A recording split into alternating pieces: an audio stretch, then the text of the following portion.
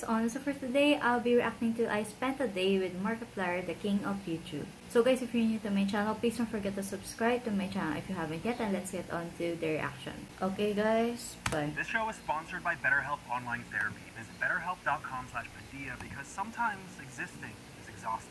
Pushing in, and I'm like, yeah, I feel that. You have to be awake. Well, I don't know if I had to, but I was.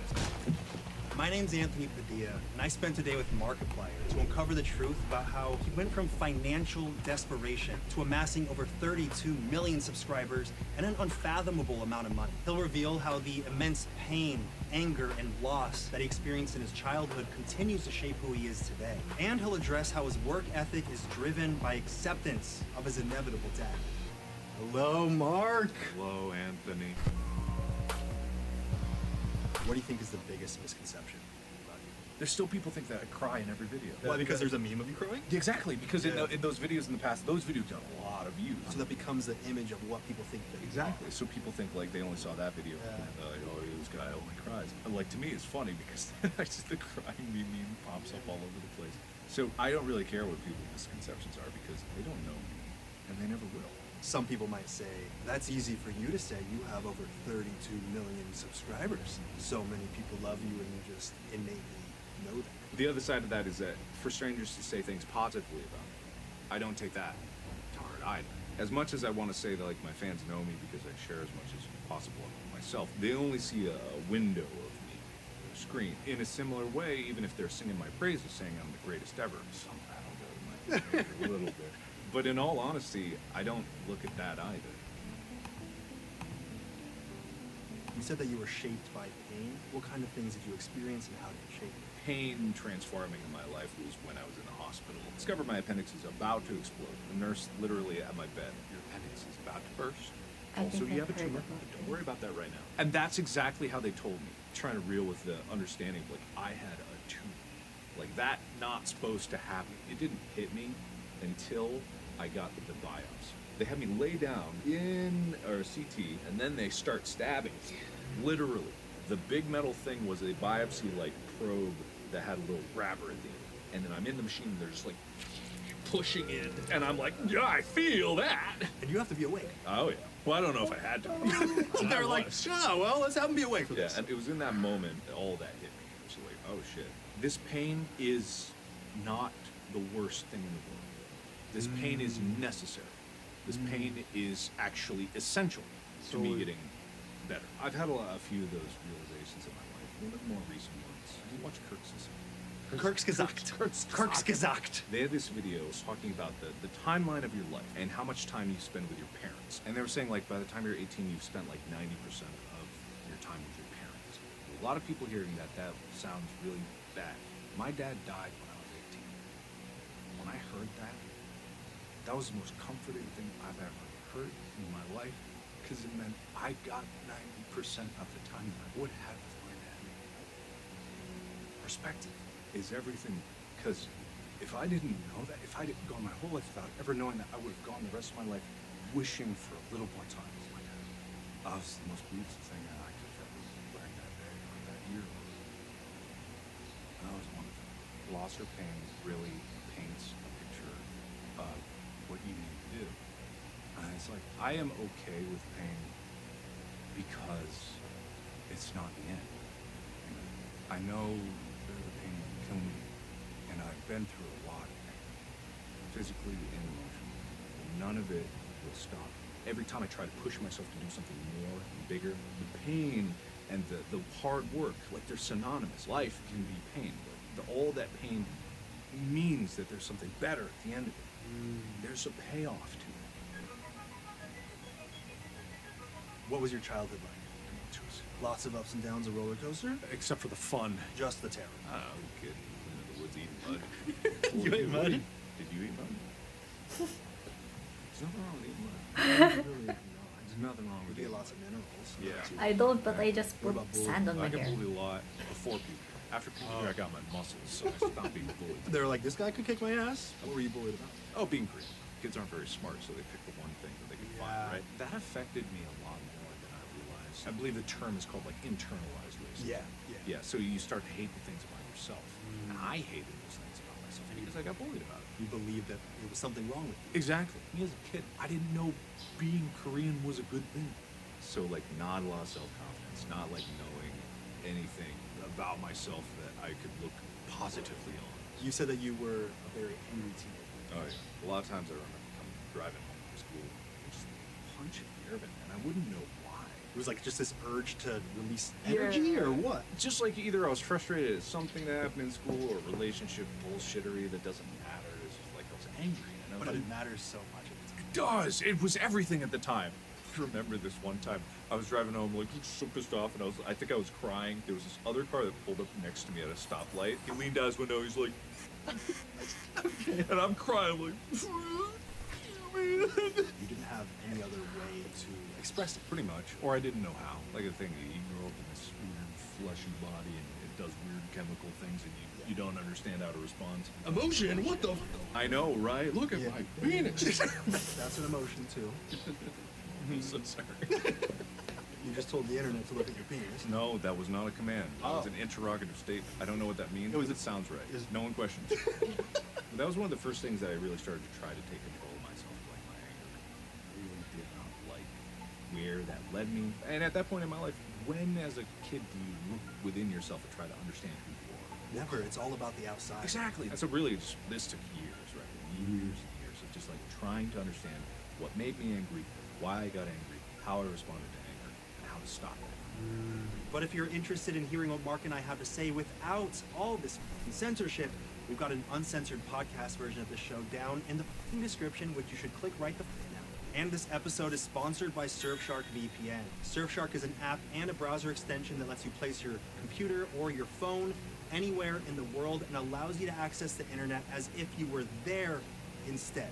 Sure, some people might call it accessing blocked content, but I like to call it seeing what they don't want you to see. Why don't they want me to see it? So I'm gonna paint a picture for you, okay? So listen up. Let's say you just got done watching In Space with Markiplier, and you're craving more sci-fi, and you thirst for Interstellar, but it's not available in your country. Location change to Japan, and voila, more space in your face. I hate that rhymed. I deeply apologize. And Surfshark also adds an extra layer of security when you're online to keep all your passwords and data safe on an unlimited number of devices with just one account. I implore you to use the code Anthony to get 83% off plus 3 extra months for free. And they offer a 30-day money-back guarantee, so the only risk is that you end up liking it a little too much and you can't exist without it. Not too bad, right? Visit surfshark.deal/Anthony to learn more. The link is down in the description, or you could just scan the QR code that's on screen. Go support them, support us, and surf the web safely from. And I'd also like to thank our sponsor, BetterHelp, for their continued partnership. If you've been keeping up with this series, you know that therapy has been really beneficial in shaping who I am today by allowing me to have empathy for my younger self and therefore understand who I am today more. But therapy can be customized to whatever's right for you and can be useful in providing tools to help with motivation or feelings of depression, anxiety, stress, insecurity, or whatever else you might need. BetterHelp has been continuing to improve throughout the years, and they screen all their therapists to ensure that they have experience and that they're certified and licensed, and they provide customized therapy that offers video, phone, and even live chat sessions with your therapist, so you don't have to see anyone or even speak over the phone if that's not something that you're comfortable with. As so many of you probably found out by now, therapy can be expensive, and the price of finding a therapist that you like and that you connect with can be overwhelming, which is why BetterHelp offers a more affordable alternative to in-person therapy, where you can start communicating with your therapist in less than 48 hours. So thank you again to BetterHelp for giving I Spent a Day with viewers and listeners of the podcast 10% off their first month at betterhelp.com/Padilla. That's betterhelp.com/Padilla. Now, back to the world of Markiplier. You told me that your father helped guide your morality. In what ways did he establish that? My dad was very much the kind of guy that never did anything half-ass, always do the right thing, admit if you're wrong, own your mistakes in every aspect.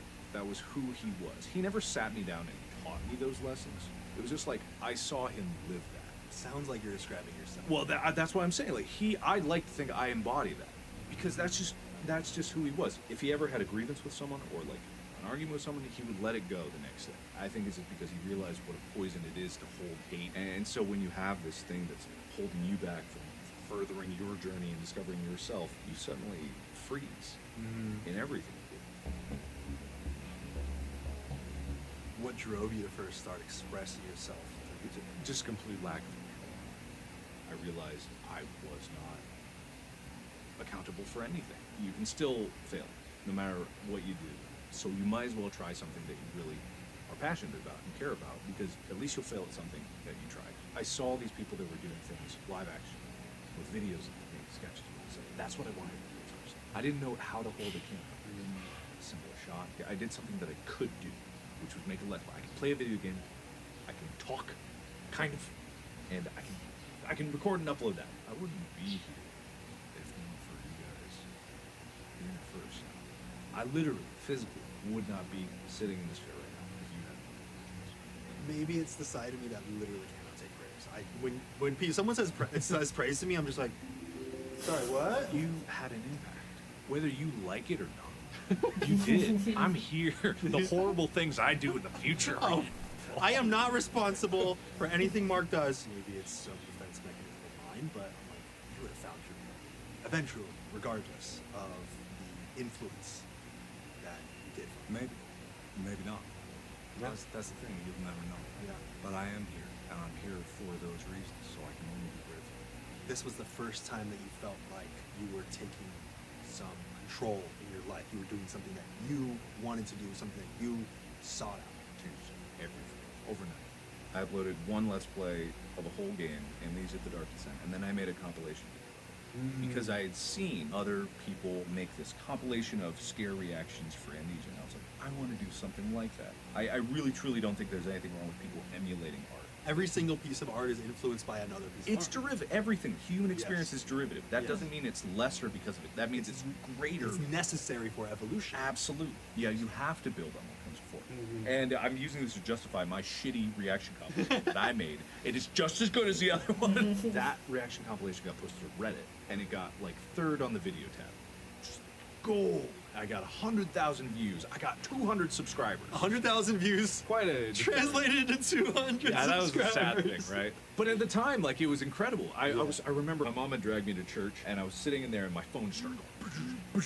You had all your notifications on. Comments, subscribe, like everything was on. So my phone was like shaking violently and glowing bright. Well, that kind of puts it into perspective. That's how many people Oh yeah, it was. exactly. It's hundreds of people that subscribed to my channel. The fact of the matter was, what really drove me from that moment was not about the people responding to it, the things that they were saying. It was the fact that I made something that was successful. It was the first thing that I had made that was worth someone's time. When did you first start experiencing big success, constant success? Five Nights at Freddy's was definitely a big moment. That would definitely be the moment that like things just really took off. Yeah. But before that, it was a strong, steady growth because I just couldn't get enough. You know, the memes of me crying all the time. What were you crying about in the actual What I was crying about is like someone made a compilation of fan reactions thanking me for making content. The reason it was so sad is because I had this realization when I was watching that I would never be able to have a personal connection. Because you were too big. I got too successful. That is something that people don't realize how much it affected me because not a lot of people have that same connection with the audience they have. I literally grew up as a human being with these people, and to know that I would never be able to have the kind of connection I had when I started, that was devastating to me. Get into Lunas Honest. Can you explain what the concept is for anyone? Sure. He's Lunas wearing Honest no Lunas longer Honest exists. It's a project that Ethan, me, and Amy, my girlfriend, where we uploaded at least 10-minute live action video every day for 365 days, and at the end of that year, we deleted the channel live. It's gone, and it is now gone. That might be the most profound thing I ever did in my life. Even the idea of Lunas Honest. Lunas Honest. Honest, sorry. No, I don't even know. If I was just trying not to say anus personally. I don't think we even pronounce it. Whatever, it's close enough. Honest. The idea of it is so profound. This idea of I am going to put all of my energy into something because I know it is my work. Do you feel like that idea translates into the way that you think about life? Has it impacted the way you think about life, or has the way you think about life impacted that? One thing that I also learned from the moment that I was on that table getting stabbed in the back is that my life was finite. Period. I did not know if that tumor was cancerous. I have had a heart attack. I could have died. Like, so many things in my life have been little wake-up calls. And for me, the greatest purpose of my life is to make stuff, make art, put it out in the world, and see what I can do before I die. When it comes down to making videos, for me, it's not just about the videos. It's about leaving a mark on the world before I go.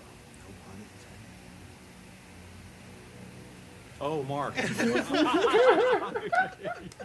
I can't wait to see what's going to inspire the next generation of content. Inspiration is the most valuable currency that humanity will ever have. It's so hard to define, it's so hard to capture, it's lightning in a bottle. Boom. It's neural pathways. Exactly. It's just little electrical. But this just can be turned into a real thing that makes someone else's brain go, and then they will come up with something else, and it just echoes. But I love making things that people feel, like with Una songs when it ended. Oh yeah. When you feel it, that goes beyond language. Words are translations of feelings. Yeah. We try to express those feelings to each other. But when you feel something, that's like a common human experience. When people like look at something that I make and they feel a sense of wonder, and they feel a sense of sadness and profundity. Words can never accurately convey a feeling, a struggle. I mean, they get close. It goes so much deeper than that. And we're only learning about little factual things with just a couple words to describe such deep, profound feelings that you had to be there to fully understand. And that's kind of a similar idea with Unis Honest. That's what we like to say whenever someone's like, "Ooh, what's Una's Honest?" You had to be. You had to be there. How did your financial situation change going from childhood to the way you live now? When I was a kid, we didn't have a lot of money, but it didn't really matter. The most memorable Christmas I had was not one where we had a million presents. It was one where we had one present. It was a box of StarCraft. And I remember my dad was incredibly sad that he was not able to get us presents. Our tree was like a little like 3-foot fake tree. And to him, it was that. To me, most memorable. But going from that to growing up and our finances got stable, we were totally fine. Teenage years, and then college. Outside of campus, they had a free promotion for a free pizza if you signed up for a credit card. That should explain my spiraling debt that I got into. You got your free pizza? Oh yeah. How'd it taste? Bad. Cold. It was not worth it. Just some Chuck E. Cheese pizza. Free pizza. Here's a $2,500 credit limit. Have fun, college kid. Don't buy booze. When I was legal age. Up to 21 years of age. Old. Going into like very bad debt. Couldn't even afford an apartment anymore. Moved in back in with my mom. Medical bills, all this stuff. Number one, my brother actually paid off my credit card. Like before I even did YouTube, he actually was the one that told me about Let's Plays. Then I was able to pay off my debt, and then I was able to buy a car. I got my own apartment. And from that moment on, when I had my own apartment, I was pretty much set. Like, what else did I want? I had my health at the time and freedom. I couldn't want anymore. And then I got a lot more money. Like, people don't understand just how much money falls out of the YouTube bucket. Like, it's unfair. I'm not trying to brag or anything. I've wrestled with this a lot over the years. Just how much money I suddenly fell into. It messed with me. I knew what it was like to not have. And then suddenly I had way more than I ever needed. And I was like, what do people even do with this? So what do you do? I donate to charity. So you give a lot of it away. You got too much of it. Let's get some of this out of here. Don't get me wrong. I have a nice house. I have a nice car. I'm going to be comfortable the rest of my life unless I make some real bad decisions. I might. You have an unfathomable amount of money. That's what you're telling me. Yes. You don't hear many people openly say that, you know? It's true.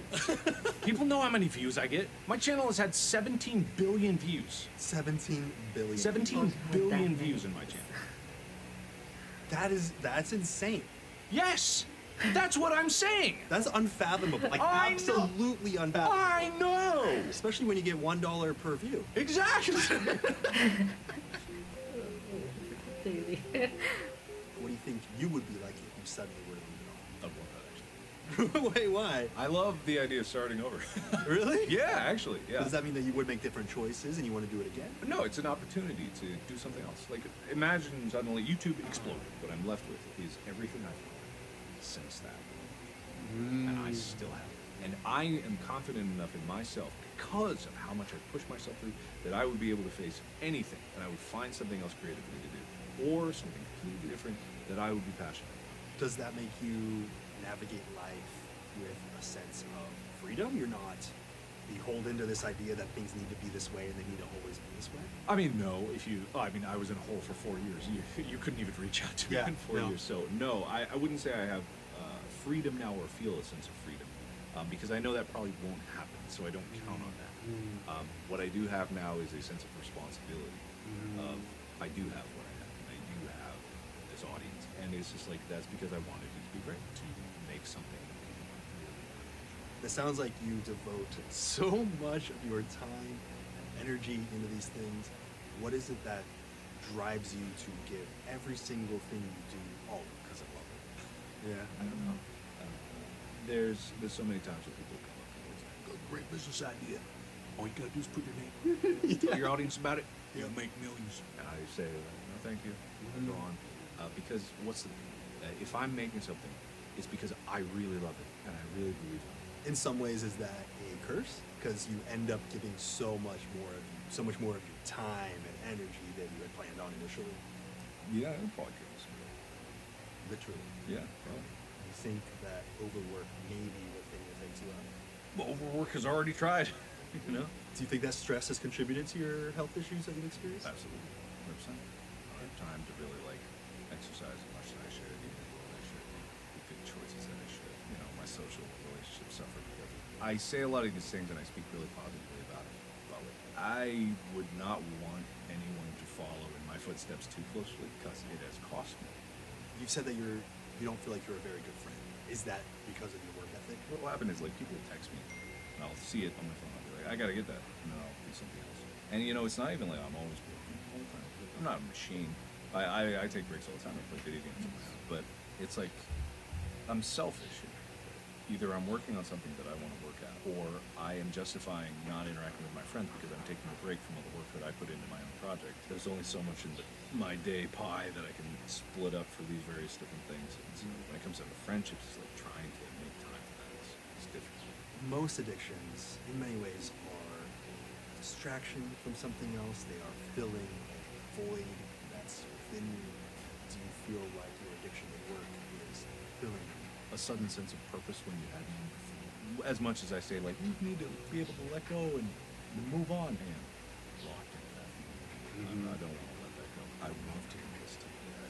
If I suddenly was unable to do anything that I wanted to do, that would terrify me. And is that a sense of purpose, or is it a sense of values that you place on yourself? I am as good as how much I positively impact the world. It's not one of those things where there's one answer. It's like, yes, I have a sense of purpose. Yes, I have a standard I hold myself to. And yes, my self-worth is pretty much nailed to my ability to put my needs in. It all stems from within. I see my own self-worth in what I make. And that's why I always have to push myself to make more. I have to see this growth in myself because it's also never good enough. I don't look back critically on my past projects and being like, that was terrible. But it wasn't good enough. But also, my life isn't in shambles. I think I have better control, a little bit better than I was. That's why I reached out to you. I know that I'm starting to poke my head up in the world and be like, I'm alive!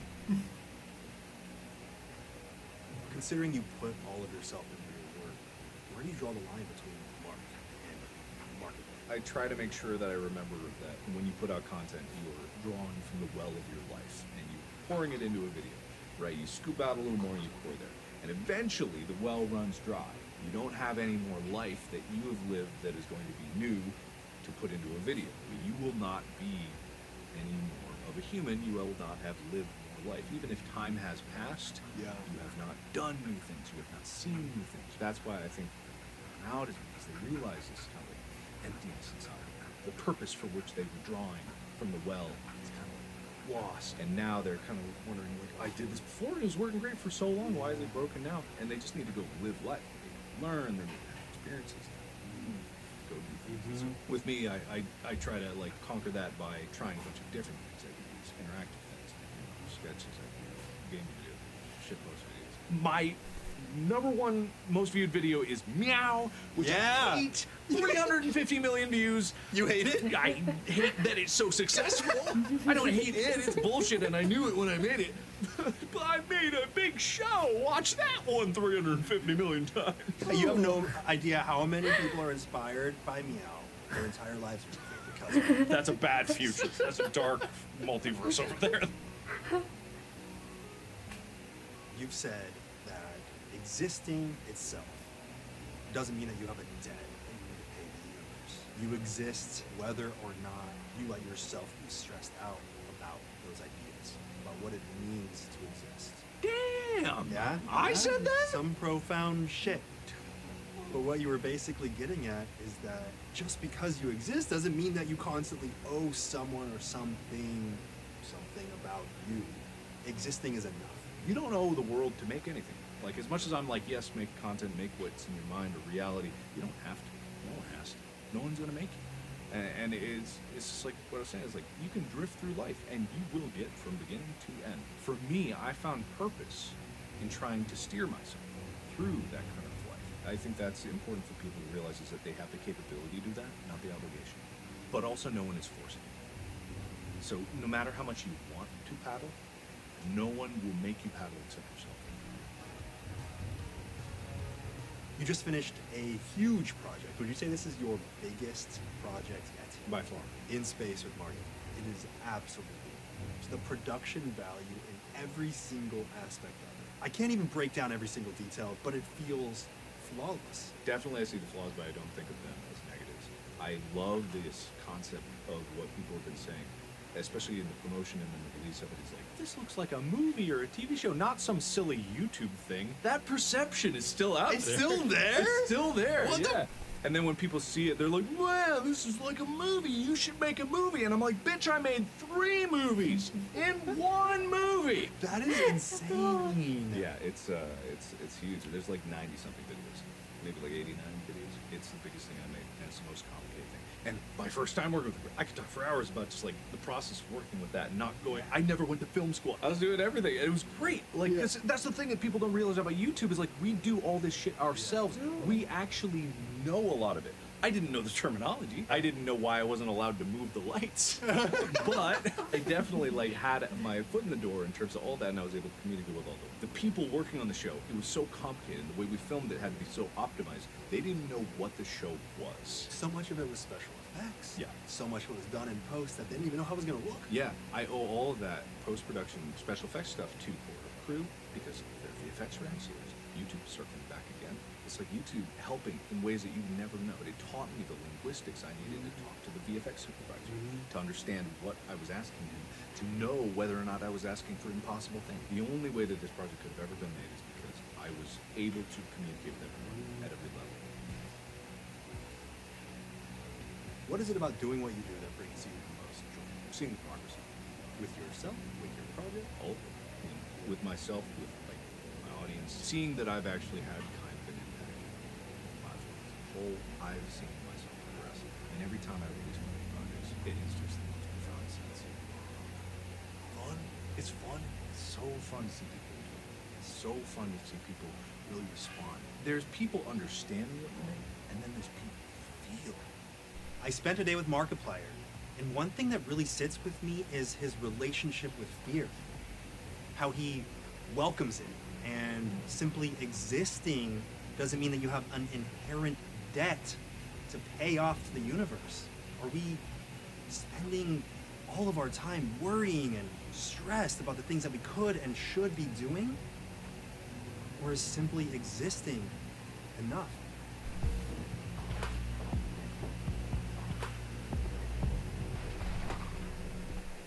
Oh, there's also people that think I'm like super short. Wait, why? Because my friends are 6'4". I'm not saying I'm tall. I'm pretty average height. It's not I'm even 5'10". short. Okay. So I'm average, but people think I'm like really itty bitty. Should we do a size comparison? Sure, yeah, we can do that. Let's see it. Oh, oh, oh.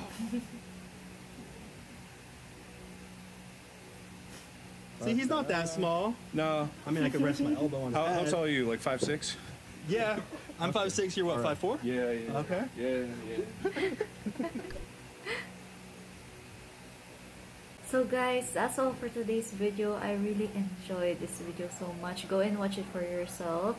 And yeah, go and subscribe to Markiplier and to Anthony Padilla. And yeah, so guys, if you're new to my channel, like I said, don't forget to subscribe to my channel if you haven't yet. And I'll probably see you again next time. Peace out.